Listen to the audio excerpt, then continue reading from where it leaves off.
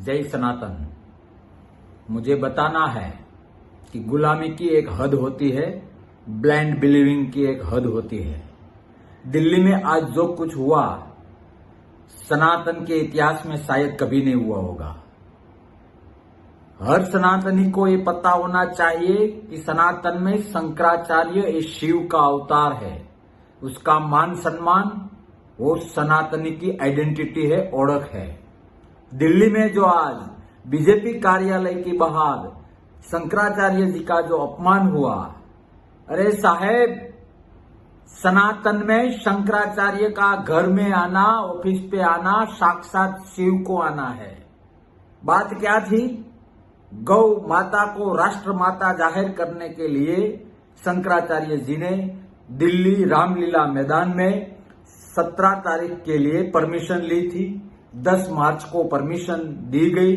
उसके बाद गवर्नमेंट को, बीजेपी को लगा कि ये मामला बहुत बड़ा होने वाला है, क्योंकि पूरा देश ये चाहता है कि गौ माता राष्ट्र माता बने। 13 मार्च को ये परमिशन कैंसिल कर दी। उसके बाद शंकराचार्य, मेरे बाप, मेरे सनातनी, हमें कभी इतना अंधा नहीं होना चाहिए कि हमें शंकराचार्य का सनातन में क्या इंपॉर्टेंट है, क्या महत्व है, ये भी हम भूल जाए। बीजेपी सनातन की बात करती है, धर्म की बात करती है, धर्म की बात पे, सनातन की बात पे रूलिंग गवर्नमेंट में आती है, और आज हद हो गई। मुझे नहीं बोलना चाहिए, लेकिन धर्म बेस पे इतना बड़ा न्यूज कहीं भी देखने को नहीं मिला, नेशनल चैनल पे दिखने को नहीं मिला।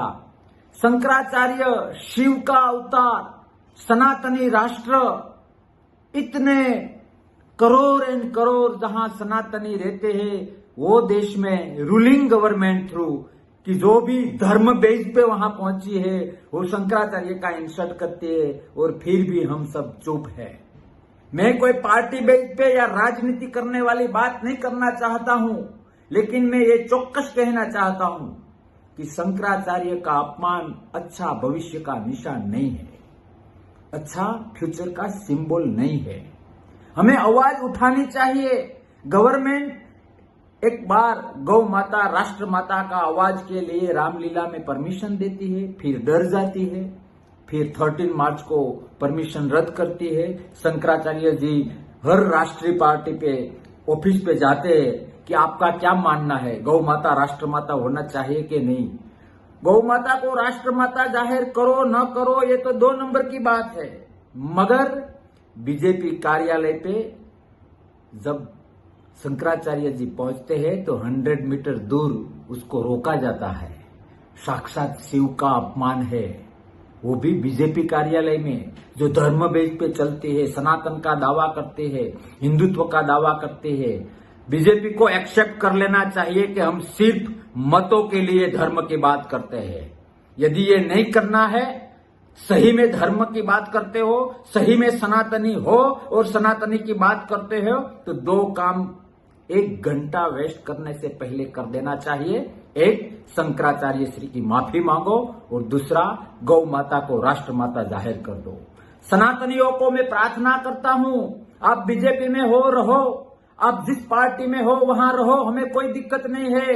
लेकिन बात हिंदुस्तान में रहने के बाद गौ माता की हो, सनातन की हो, धर्म की हो, और सनातन का बेस शंकराचार्य की हो, और उसका अपमान हो, उसके बाद भी हम चुप रहे, तो कहीं ना कहीं रीथिंकिंग की जरूरत है। मैं अखिल ब्रह्मांड मालिक को प्रार्थना करता हूं कि बीजेपी को सद्बुद्धि दे और शंकराचार्य की माफी मांगे, गौ माता को राष्ट्र माता जाहिर करे। वही सही राह पे सनातन है, वही सही राह पे धर्म की बात है, और वही सही राह पे मैं धर्म प्रेमी हूं, उसकी हुकार है। यदि ये हुकार नहीं करनी है, तो जो धर्म को आगे करके गवर्नमेंट पाई है, वो गवर्नमेंट छोड़ देनी चाहिए। शंकराचार्य का इंसल्ट सहन नहीं हो रहा है। शंकराचार्य का इंसल्ट वो धर्म का इंसल्ट है, सनातन धर्म का एक सनातनी का अपमान है। जो बात सही नहीं जाती। इसीलिए सभी को मैं प्रार्थना करता हूं कि आवाज उठाइए। आप पार्टी मत बदलिए, आप आपका पार्टी प्रेम अखंड रखिए, लेकिन जब बात गौ माता की हो, जब बात शंकराचार्य की हो, उसका अपमान की हो, तब चुप रहना बहुत बड़ा पाप है। उसका भागीदार मत बनिए। जय सनातन।